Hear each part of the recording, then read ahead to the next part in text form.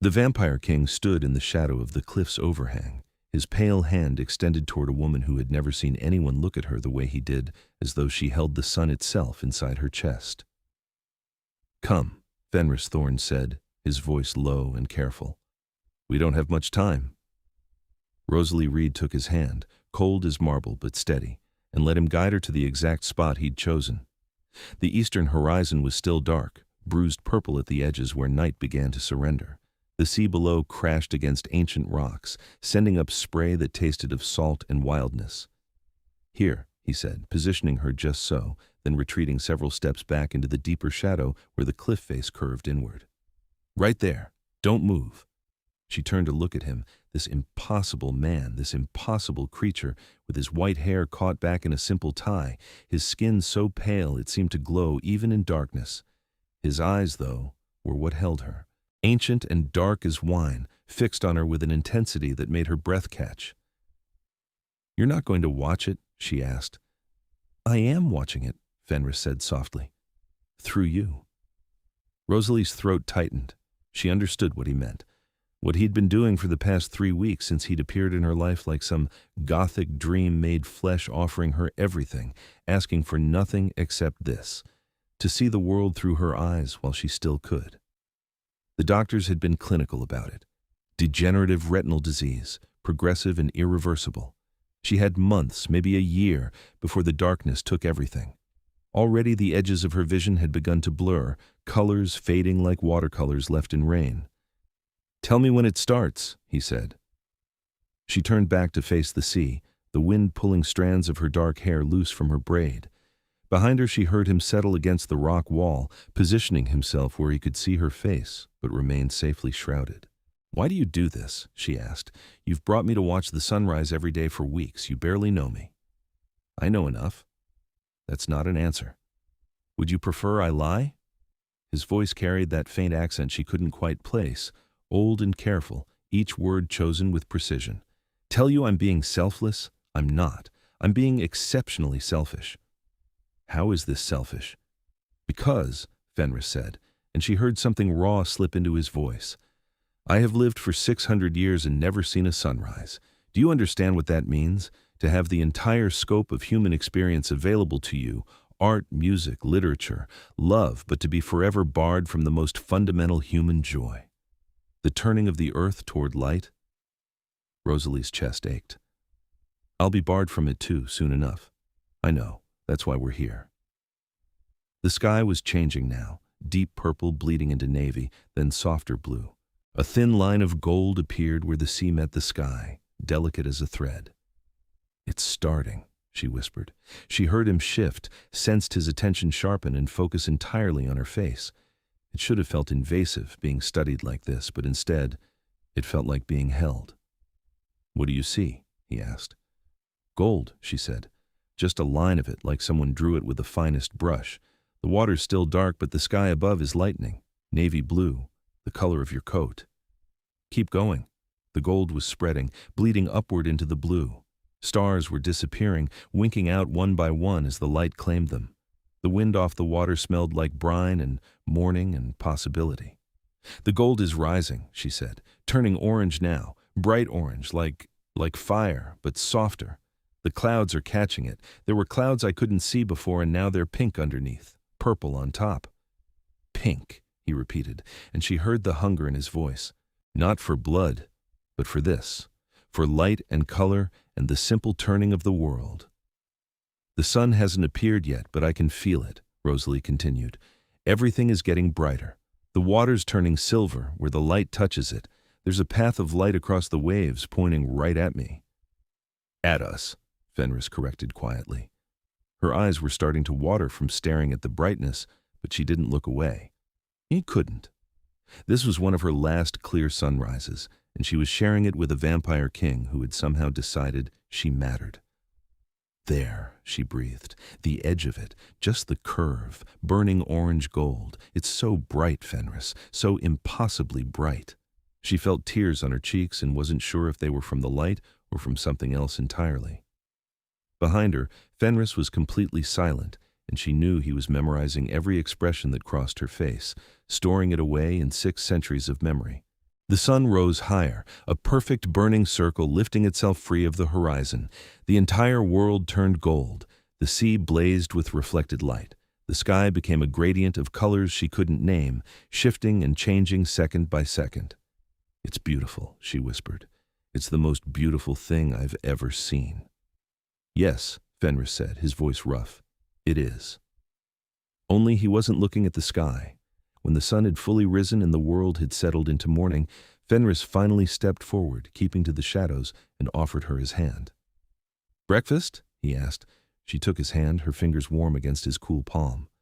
"You don't eat breakfast." "No, but you do. And I find I enjoy watching you experience things. Call it another selfishness of mine." They drove back to the city in his car, a sleek black thing that looked like it cost more than her apartment building. Fenris drove with the windows tinted dark, the interior cool and shadowed. Rosalie sat in the passenger seat and watched the world wake up around them. "Why a king?" she asked. "Why not just an old vampire? Why royalty?" Fenris was quiet for a long moment. "Because I was foolish enough to be good at politics. Because I survived when others didn't.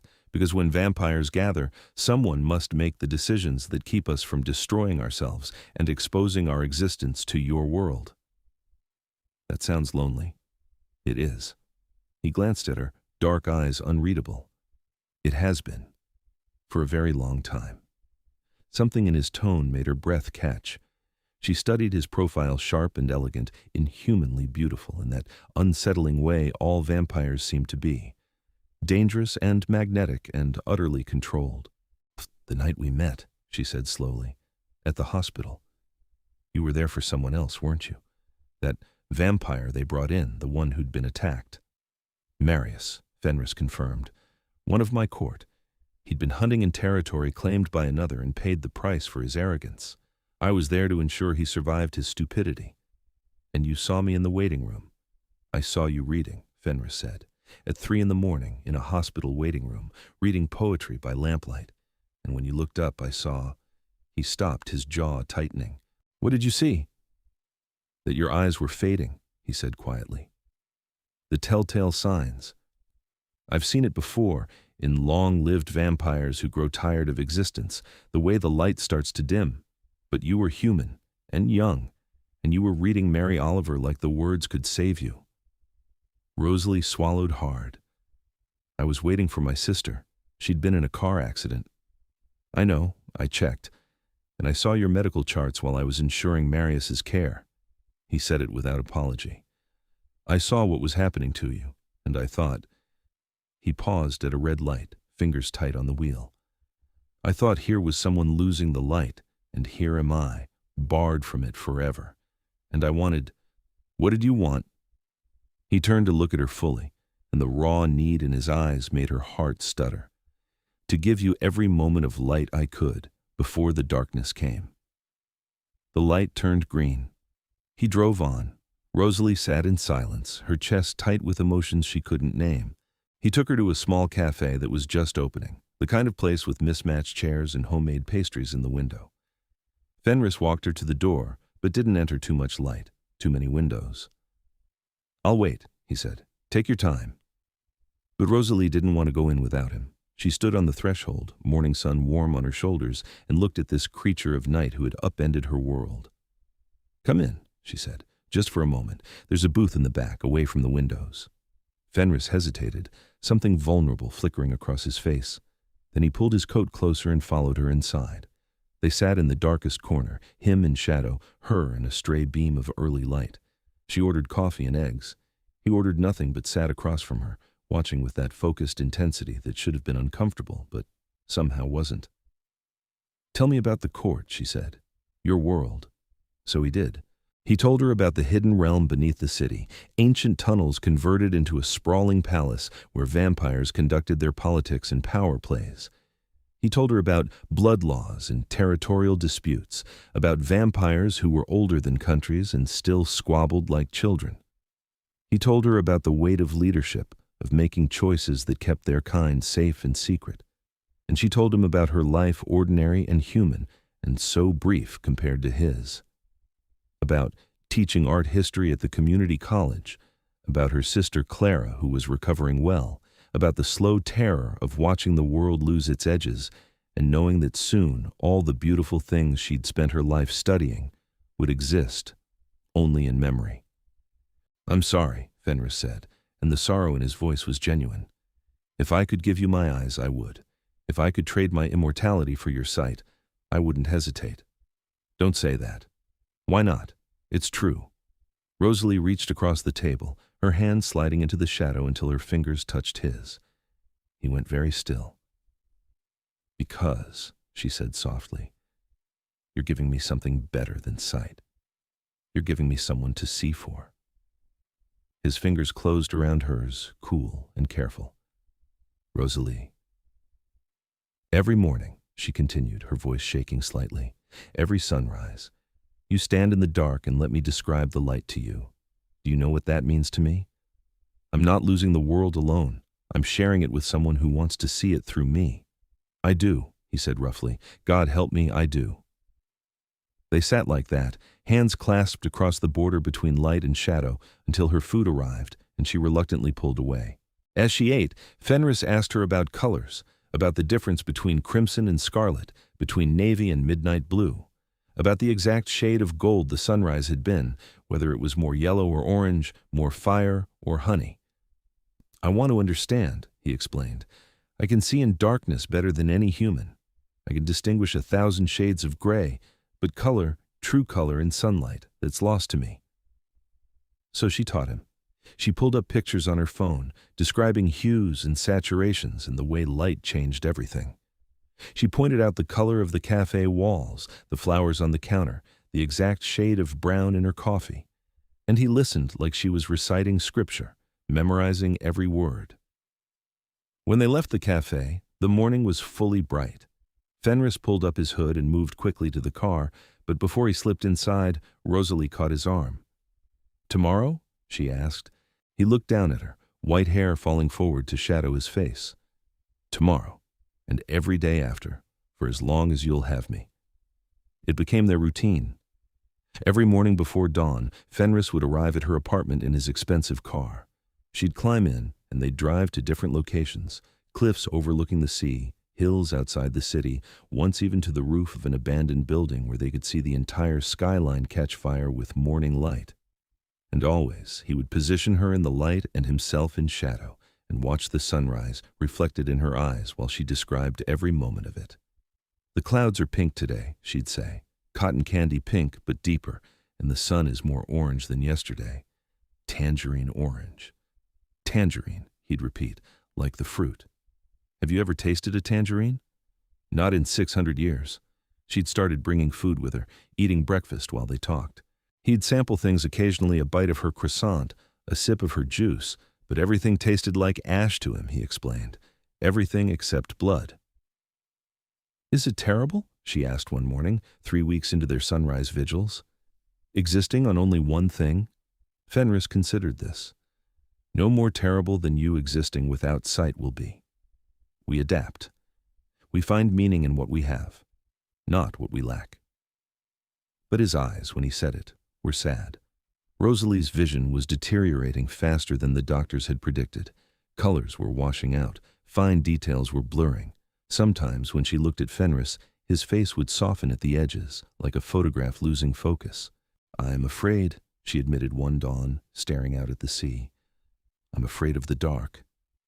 "I know," Fenris said from behind her, "but you won't face it alone. I swear to you, Rosalie, you won't be alone." She turned to look at him then, this vampire king who had somehow become the center of her shrinking world.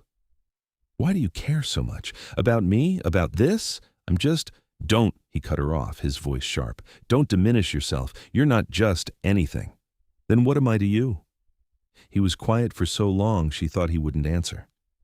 The sun was rising, painting the world gold, but for once she wasn't watching it. She was watching him, standing in shadow with an expression of such raw longing it made her chest ache. "You're everything I can't have," he finally said. "Warmth and light and mortality. You're the sunrise itself, Rosalie.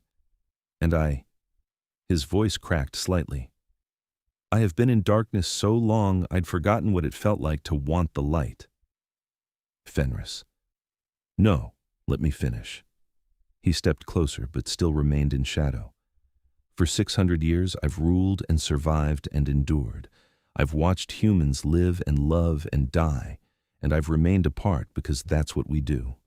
We don't get involved. We don't fall in love with daylight creatures who burn so bright and fade so fast. He paused, his dark eyes locked on hers. And then you looked up from your poetry in a hospital waiting room. And I was lost. Rosalie's breath caught. Lost? Completely. A faint, rueful smile touched his lips. I told myself I was being charitable, giving you sunrises because you were losing them. But the truth is I was being selfish. I wanted to be near you. I wanted to hear your voice describing light. I wanted to matter to someone who saw beauty even as the world was taking it from her. Her heart was pounding. You do matter. Do I? He tilted his head slightly, studying her. Or am I just a curiosity? The vampire king playing at kindness?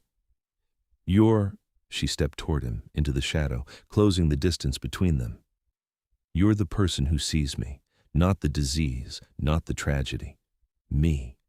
And you've given me more in 3 weeks than I've had in years. Joy, purpose, someone to wake up for.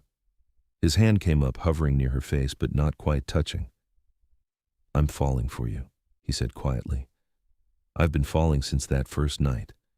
And I don't know what to do with that, because you're human and mortal and losing your sight, and I can't fix any of it. I don't need you to fix it, Rosalie whispered. I just need you to be here. Always, he said, and then finally, his cool fingers brushed her cheek. She leaned into his touch, her eyes closing. Behind them, the sun continued to rise, but neither of them was watching anymore. That afternoon, Fenris took her to his world. The entrance was hidden beneath an old church in the historic district. He led her down stone stairs that seemed to go on forever, down into darkness that would have been complete if not for the torches that blazed to life as they passed. Magic, Rosalie asked. Old magic, vampiric. We've had centuries to perfect the art of living in darkness. The palace, and it was a palace, sprawled beneath the city like a secret kingdom. Vaulted ceilings carved from living rock. Hallways wide enough for 3 people to walk abreast, rooms filled with treasures from 1,000 eras, art and books and furniture that belonged in museums. And vampires. Dozens of them, all with that same pale skin and watchful eyes, all dressed in clothes that ranged from ancient to modern. They stopped and stared as Fenris led Rosalie through, their expressions ranging from curious to hostile. "My king," one of them said, stepping forward. He was tall and dark-eyed, with white hair braided elaborately down his back. "You bring a human to court?" "I bring a guest, Lucian," Fenris said coolly, "and you will treat her with respect." Lucian's eyes narrowed as he studied Rosalie. She's dying. I can smell it on her. The decay of her eyes. Rosalie flinched. Fenris moved between them so fast she barely saw it, his hand at Lucian's throat. "Speak of her again in those terms," Fenris said softly, dangerously, "and I will remind you why I'm king and you're not." Lucian went very still. After a moment, Fenris released him and stepped back, his hand finding Rosalie's. "Come," he said. "There's something I want to show you." He led her deeper into the palace, to a room that was clearly his private chambers. It was beautiful in an austere way. Stone walls hung with tapestries, a massive bed carved from dark wood, shelves lined with books in 12 languages. But what caught her attention was the wall of paintings. Sunrises, dozens of them, painted in oils and watercolors and acrylics. Every style, every era, every interpretation of the sun rising over the horizon. "I've been collecting them for centuries," Fenris said quietly, "trying to understand what I'm missing, trying to see through the eyes of artists who could paint the light." Rosalie walked along the wall, her vision blurring slightly as she tried to take them all in. They were beautiful, but they were also heartbreaking. "And now?" she asked. "Now I have you." He came to stand beside her. "And your descriptions are worth more than all of these combined." She turned to face him, this powerful creature who was somehow vulnerable in her presence. "Fenris, I'm going to go blind, soon, and then I won't be able to describe anything to you." "I know. So what happens then? When I'm no use to you anymore?" His eyes flashed with something sharp. "Is that what you think? That you're only valuable to me for your sight? Aren't I? No. He cupped her face in his cool hands, forcing her to meet his eyes. No. You're valuable to me because you're you, because you're kind and brave, and you see beauty even in darkness, because you make me want to be more than just a king in shadow, because I... He stopped, his jaw tightening. Because you what? She whispered. Because I love you, he said roughly. Damn me for a fool, but I love you. Sight or no sight, mortal or not, I love you.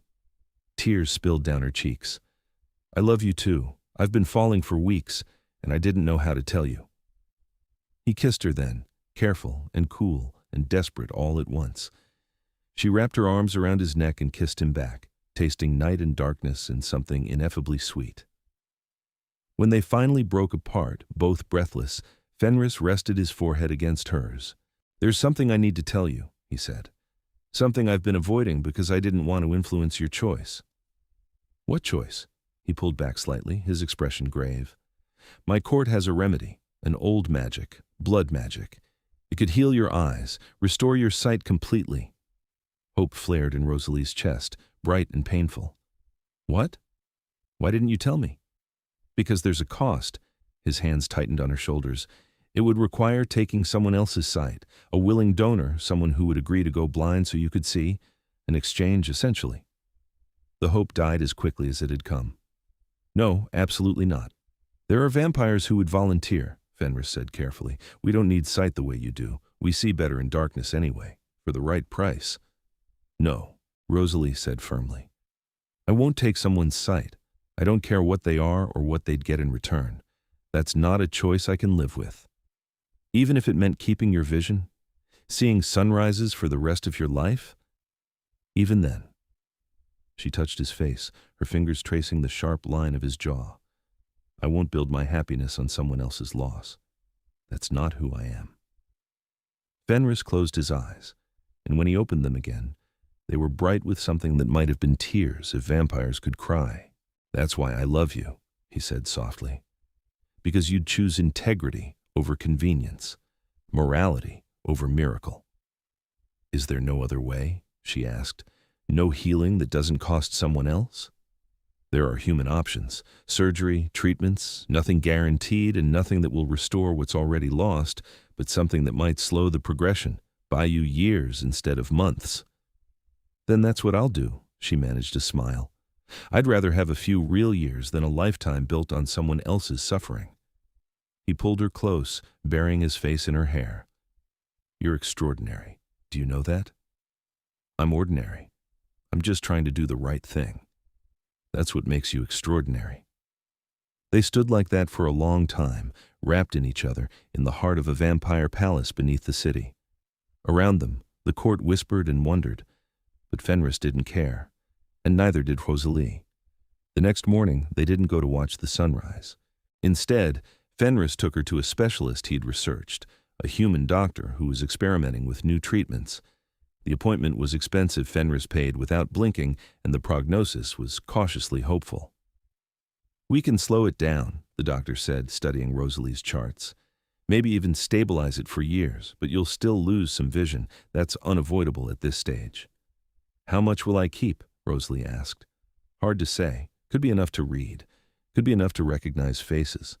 Could be enough to see shapes and light if we're very lucky. It wasn't a cure. It wasn't a miracle. But it was honest, and it was real, and Rosalie took it. The treatment started immediately. Injections and medications and a strict regimen that Fenris oversaw with the fierce protectiveness of a king defending his kingdom. He drove her to every appointment, waded through every procedure, held her hand when the treatments made her sick. And every morning, without fail, they watched the sunrise together. Tell me, he'd say, standing in shadow. And she would. Even as her vision continued to slowly fade, even as colors became harder to distinguish and details blurred, she described everything she could see. The shape of the sun, the gradient of the sky, the way light moved across water like a living thing. It's still beautiful, she'd say. Different than before, softer maybe, but still beautiful. And Fenris would watch her face and see the sunrise in her eyes, and that was enough. Months passed. The treatments helped. She could still see, still function, still teach her classes, though she needed larger fonts and better lighting. The world was fading to watercolors, edges soft and colors muted. But it was still there. And Fenris was always there with her. He'd integrated her into his world with the same fierce determination he brought to everything else. The court had been scandalized at first, a human in their midst, knowing their secrets, but Fenris had made it clear that anyone who threatened Rosalie would answer to him personally. After the first challenger had been dealt with brutally and publicly, the others had fallen in line. Rosalie learned the politics of the vampire world, the delicate balance of power and territory. She met vampires who were older than her country, who spoke languages that no human remembered. She sat in on court sessions and offered perspectives that made Fenris smile, that rare, genuine smile that he seemed to save only for her. "You're good at this," he told her one night after she'd helped negotiate a territorial dispute between two feuding vampires. "You should have been a diplomat." "I'm a teacher," she said. "It's not that different, just higher stakes and sharper teeth." He laughed, and the sound was warm enough to chase away the shadows. But Rosalie knew it couldn't last forever. She was human. He was immortal. Eventually, she would age and die, and he would continue on without her. She tried not to think about it, tried to live in the moment, to treasure each sunrise and each night spent in his arms. But the thought lingered like a shadow at the edge of her fading vision. One evening, 6 months into their relationship, she finally brought it up. They were in his chambers, lying together on his massive bed. Fenris was reading aloud from a book of poetry he'd developed a habit of reading to her, especially things that described light and color in beautiful language. "Fenris," she interrupted, "what happens when I die?" He stopped reading, set the book aside. When he looked at her, his eyes were ancient and sad. "I don't know," he admitted. "I've never loved a human before, never let myself get close enough to have to face that question." "Will you turn me?" she asked. "Make me like you? Do you want that?" She considered immortality, power, and eternity with him. It was tempting, but it would also mean giving up the sun forever, giving up the light she'd fought so hard to keep. "I don't know," she said honestly. "Would you want me to? If I became a vampire?" "Yes." The answer was immediate. "God, yes, if it meant keeping you with me. But," he cupped her face gently, "I won't take your choices from you. If you want mortality, if you want to live a human life and die a human death, I'll honor that, even if it destroys me." "You'd really let me go?" "I'd really let you choose." His thumb brushed her cheekbone. "That's what love is, isn't it? Letting someone be free, even when you want to hold them forever." Rosalie felt tears prick her eyes. The vision in her left eye was worse now, everything on that side blurred and dim. "I don't want to leave you." "Then don't. Not yet. We have time. Years if the treatments keep working. But not forever." "No," he said softly. "Not forever. But I'll take whatever time we have, and I'll be grateful for every moment of it." She kissed him then, desperate and loving and afraid, and he held her like she was something precious, something worth the weight of 600 years. Time continued to pass. Rosalie's vision stabilized at about 40%, enough to see shapes and light, enough to recognize faces up close, enough to navigate the world with only occasional help. She learned to adapt, to use her other senses, to ask for assistance when she needed it.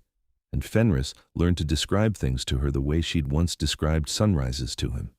He'd tell her about the exact shade of a flower, the pattern on a dress, the expression on someone's face. He became her eyes in the same way she'd become his window to the light.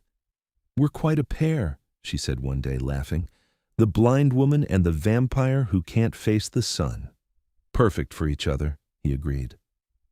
A year after they met, Fenris made a decision. "I want to give you something," he said one evening, "something permanent."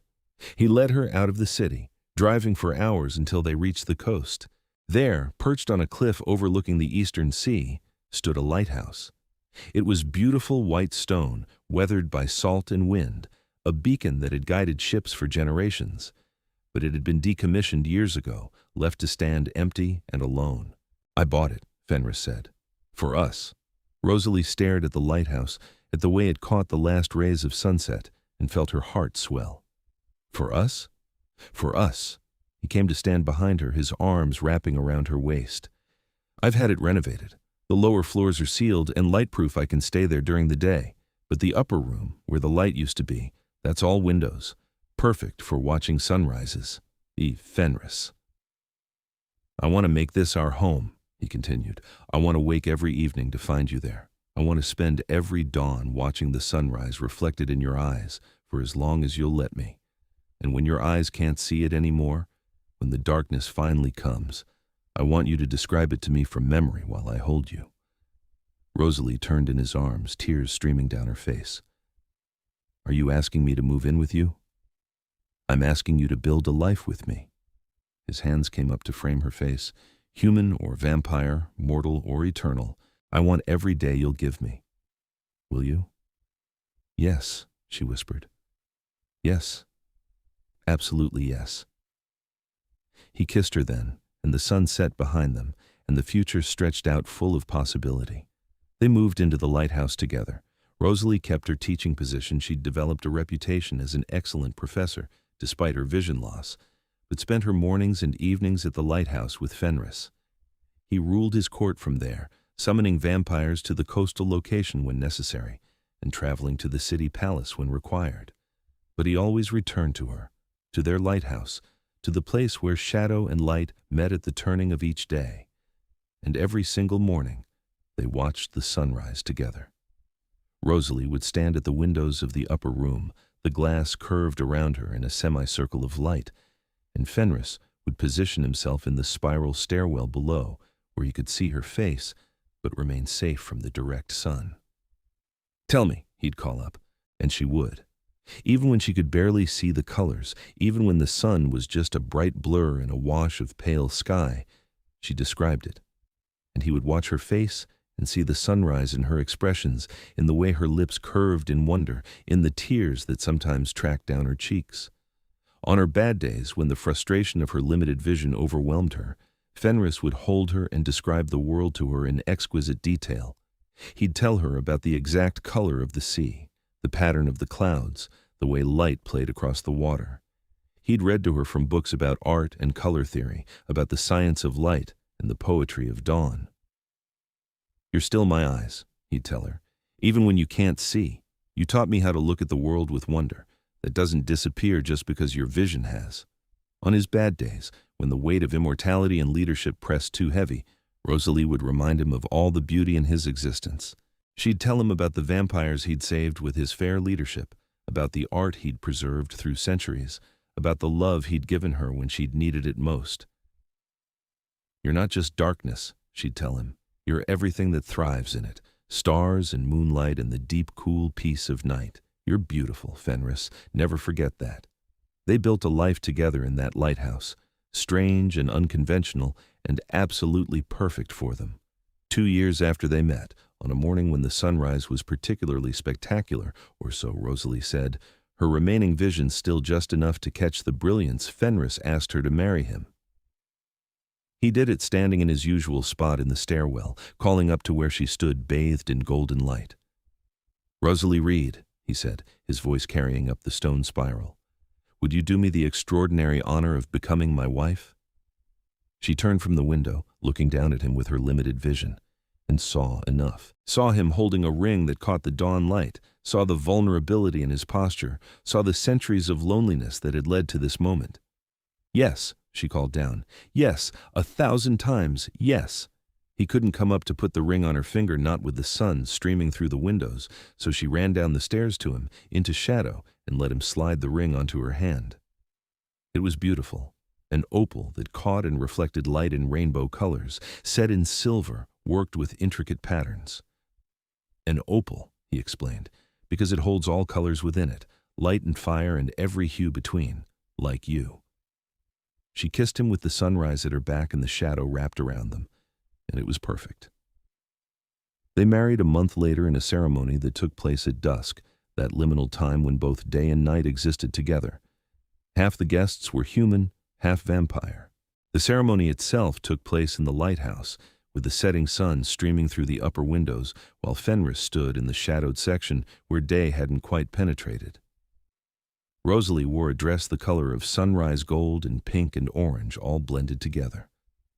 Fenris wore black, elegant and austere, but his eyes were soft as he watched her approach.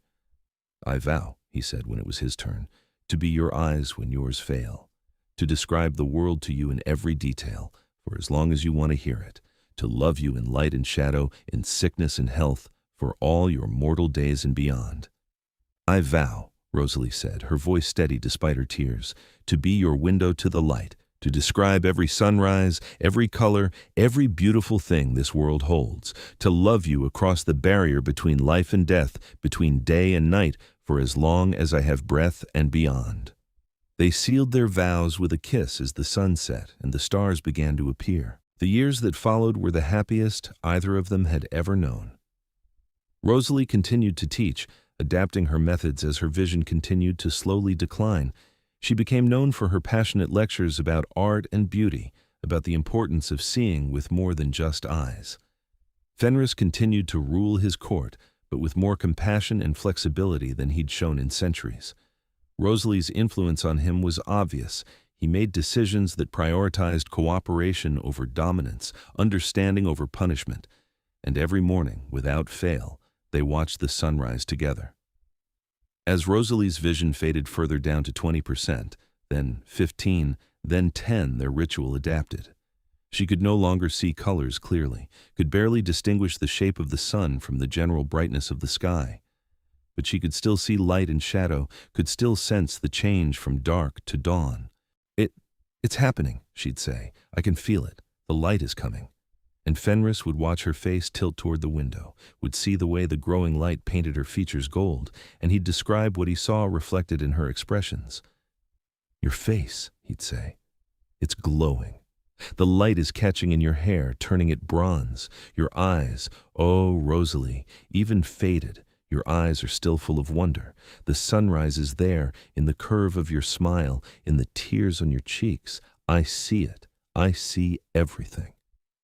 5 years after they met, Rosalie's vision dropped to almost nothing. She could sense light and dark, could distinguish shapes if they were very close, but the details were gone, the colors were gone. The world had faded to dim impressions and shadows. She grieved for it, quietly, in the moments when Fenris wasn't there to distract her. Grieved for all the beauty she could no longer see, for the students' faces she couldn't read, for the inability to catch her husband's expressions. But she didn't despair. Because Fenris had kept his promise, he'd become her eyes. He described everything, the exact shade of the flowers in their garden, the pattern of clouds over the sea, the way other vampires dressed and moved in court, the illustrations in the books he read to her. The world continued to exist in vivid detail through his words, and she gave him sunrises every single morning. Now, when dawn came, she couldn't see it at all. But she'd spent years watching them, had hundreds of sunrises stored in memory. So she stood at the window and felt the warmth of the sun on her face, felt the way the light changed the temperature of the air, and she described it from memory. "The sun is rising," she'd say. "Gold at first, that particular shade of honey gold that comes right at the beginning. The sky is lightening navy to purple to pink. The clouds are catching fire underneath. The sea is turning silver where the light touches it. It's beautiful, Fenris. Even though I can't see it, I know it's beautiful." And he'd watch her face and say, "Yes, it is. God, it is." They'd found their rhythm, their balance. She saw the world through him. He saw the sunrise through her. Together, they were complete. 7 years after they met, Rosalie made a decision. She was sitting in their living room, a room Fenris had designed specifically for her to navigate easily with her limited vision. Large furniture with defined edges, consistent lighting, everything in its place. Fenris was reading to her a new book on color theory that she had asked for, even though she could no longer see colors. He read with that careful focus he brought to everything, his voice warm in the darkness. "Fenris," she interrupted, "I want to become a vampire." He stopped reading, set the book aside. There was a long moment of silence. "Are you sure?" he finally asked. "I'm sure." She turned toward where she knew he was sitting, even though she couldn't see him clearly. "I've thought about it for years, and I've realized I'm not giving up anything anymore. My vision is gone. My mortality is just time ticking away. But becoming a vampire means more time with you. Eternity with you. You'll never see another sunrise, he said carefully. Not with your own eyes. I know, but I'll feel them. And you'll describe them to me. And I'll have forever to learn what it's like to see through your eyes in darkness the way you've been seeing through mine in light. Rosalie, I love you, she said firmly, and I want forever with you. That's worth more than all the sunrises in the world. He was across the room in an instant, kneeling before her chair, his cool hands taking hers. You're absolutely certain? Because once it's done, it can't be undone. I'm certain. Turn me, Fenris. Make me yours in every way. He did. That night, in their lighthouse bedroom, with the sea crashing against the rocks below and the stars invisible above the cloud cover, Fenris Thorne turned Rosalie Reed into a vampire. The transformation was painful, 3 days of fever and agony as her body died and remade itself. Fenris never left her side, holding her through the worst of it, whispering reassurances and promises. When she finally opened her eyes on the third evening, the world had changed. She could see again. Not the way she had as a human. The damage to her eyes was permanent. Even vampiric healing couldn't undo it completely, but better than she had in years. More importantly, she could see in darkness now, could distinguish shapes and forms, and even some colors in the shadows where Fenris lived. "Hello, husband," she said, her new vampire eyes finding him in the darkness of their bedroom. "Hello, wife," he breathed, and kissed her. Being a vampire was strange. Everything tasted like ash except blood, and even blood was a pallor substitute for the richness of human food, she remembered. She was stronger, faster, harder to hurt. The sun, which had once been her comfort, was now her enemy. But she had Fenris, and she had eternity. They learned to navigate their new existence together. Rosalie had to resign from teaching, too dangerous to be around humans all day when she was a young vampire still learning control. But she found other purposes. She helped Fenris with his court, offering perspectives that no vampire could. She studied vampire history and magic, learning about the world she'd joined, and every morning they maintained their ritual. Now, instead of Rosalie standing in the light while Fenris hid in shadow, they both remained in darkness. They'd converted a room on the ground floor of the lighthouse, one with windows that faced east but were covered by heavy shutters. As dawn approached, they'd settle together in that room and wait, and when the sun began to rise, they'd feel it the way the air changed, the way the temperature shifted, the way the light pressed against the shutters like something alive. "It's happening," Rosalie would say, sensing it with her vampire instincts. "Tell me," Fenris would respond, and she would. She'd describe sunrises from memory, painting them in words for both of them, the gold and orange and pink, the way light moved across water, the feeling of warmth on skin, the absolute beauty of the world turning toward day. And then, when the sun was fully risen and they were both safely sealed away from it, Fenris would describe what he saw in her face, the peace, the joy, the contentment of a woman who had lost her sight twice, once to disease and once to immortality, but had never lost her wonder. "You're still my sunrise," he'd tell her, "every day, the brightest thing in my darkness." "And you're my stars," she'd respond, "everything beautiful that thrives in night." They built a life in shadow that was every bit as full as the one they'd had when she was human. They traveled seeing the world at night, exploring cities and landscapes under stars and moon. They hosted court in their lighthouse, welcoming vampires who needed guidance or judgment. They loved each other, with the intensity of people who'd chosen this, who'd picked each other over and over again. But sometimes, Rosalie mourned the sun. On those days, Fenris would find her standing at the shuttered windows, her head tilted as if she could see through the wood to the light beyond. "Tell me about it," he'd say. "Tell me about your favorite sunrise." And she would. She'd describe a morning years ago when her vision was still mostly intact, when the sky had been particularly brilliant and the world had felt full of possibility. When Fenris had stood in shadow watching her, and she'd known she was falling in love with a vampire king who could never face the light. "I miss it," she'd admit. "Not enough to regret this, but I miss it." "I know," he'd say, holding her close. "I'm sorry you gave it up for me." "I gave it up for us," she'd correct, "and I'd do it again." 10 years after they'd met, 3 years after her turning, Fenris gave Rosalie a gift. He'd been working on it in secret, consulting with the oldest vampires in his court, the ones who remembered magic from before the modern age. It took months of preparation, rare ingredients, and a ritual that required precise timing. On the anniversary of the morning they'd first watched the sunrise together, Fenris led Rosalie to the upper room of the lighthouse, the room they hadn't entered since her turning, the room with windows that curved around to capture the dawn. "Trust me," he said. She did. She always had. He positioned her at the window, just as he'd done years ago when she was human. Then he began the ritual words in a language older than Latin, movements precise and purposeful, the air thickening with magic.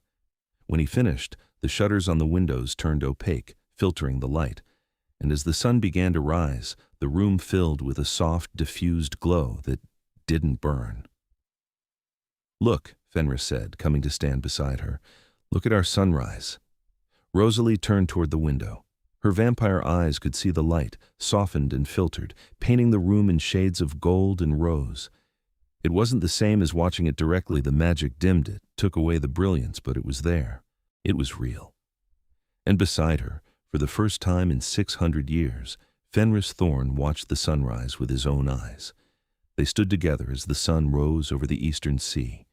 The light filtered through the magical barriers, soft enough not to burn, bright enough to see. Colors bloomed in the sky, muted but present, gold and pink and orange. The sea turned silver and blue. The world woke up. "It's beautiful," Fenris whispered, and there were tears in his eyes. Blood tears, the only kind vampires could cry. "God, Rosalie, it's beautiful." She turned to look at him, seeing his face properly illuminated for the first time since her turning. He was glowing in the filtered sunlight, his white hair catching the gold, his pale skin warm and luminous. "You're beautiful," she said. "You're the most beautiful thing I've ever seen." He pulled her close and kissed her as the sun rose behind them, filtered and safe, a gift they could finally share. The magic didn't last. It was too complicated to maintain daily, too draining on Fenris's power. But he performed the ritual on special occasions, their anniversary, her birthday, days when the world felt too dark and they both needed reminded of the light. Most days, though, they maintained their original ritual, sitting in darkness while the sun rose beyond their walls, describing it to each other from memory, seeing it reflected in each other's faces. Because that was their truth. They were creatures of shadow who loved the light, a vampire king who'd spent centuries in darkness and a woman who'd lost her sight twice over. They couldn't face the sunrise directly anymore, but they carried it with them, always in their memories, in their words, in the love that had grown between them. Decades passed. Their lighthouse became legendary among vampires, a place where the king ruled with wisdom gained from a human perspective, where lost vampires could come for guidance, where the impossible had happened, and a vampire and a human had built something eternal. Rosalie thrived in her immortal life. She became an advisor to the court, helping negotiate disputes and offering insights that only someone who'd lived in both worlds could provide. She studied vampire magic and history, becoming an expert in the old ways. She traveled with Fenris to vampire courts around the world, meeting ancient creatures and learning their stories.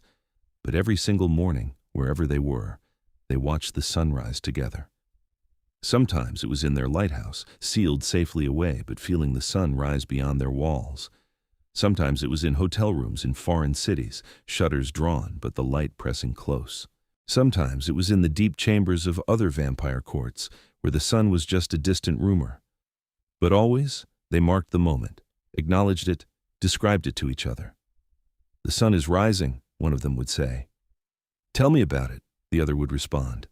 And they'd paint it in words, pulling from memories and imagination, creating their own private sunrise that existed just for them. 50 years after they'd met, they returned to the cliff where it had all started. The place where Fenris had first brought Rosalie to watch the sunrise, reflected in her eyes. They arrived just before dawn, both of them safely cloaked against the approaching light. They stood at the same spot in the place where she'd once stood and described the light, him in the shadows where he'd watched her face. "Do you remember?" Fenris asked. "Every detail," Rosalie said. "You brought me here because I was losing my sight. You wanted to give me sunrises while I could still see them." "I was so arrogant," he said. "I thought I was being charitable, giving you a gift. I didn't realize you were the gift." "We were gifts to each other." She turned to face him, her vampire eyes catching the pre-dawn light. "You taught me that losing sight doesn't mean losing wonder. And I taught you how to see," he finished, "how to look at the world with fresh eyes after centuries of taking it for granted, how to love something bright and fleeting and precious." The sky was lightening. Soon they'd need to retreat to their car, to the protected space they'd prepared. But for now they stood together in the place where their story had begun. "I would do it all again," Rosalie said.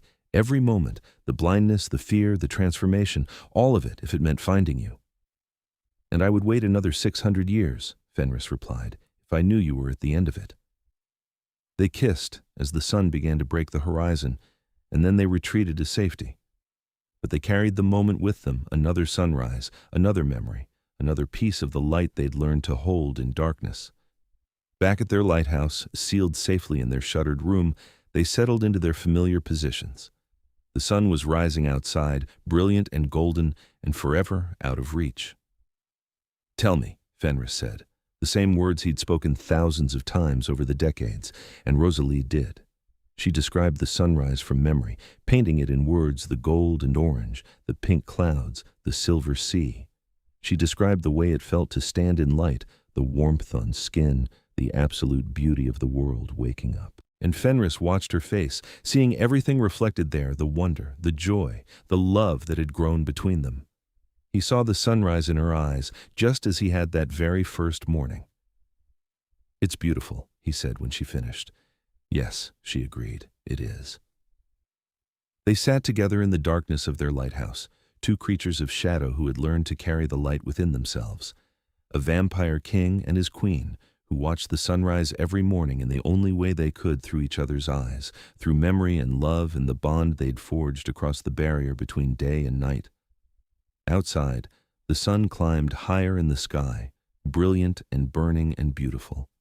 Inside, Fenris and Rosalie held each other close and knew they'd found something more precious than any sunrise. They'd found someone to share the darkness with, someone who made even the shadows bright. Their story had started with a vampire king bringing a dying woman to see the sunrise he could never watch, hoping to see it reflected in her eyes. It had become something neither of them expected, a love story that transcended sight and light, mortality and immortality.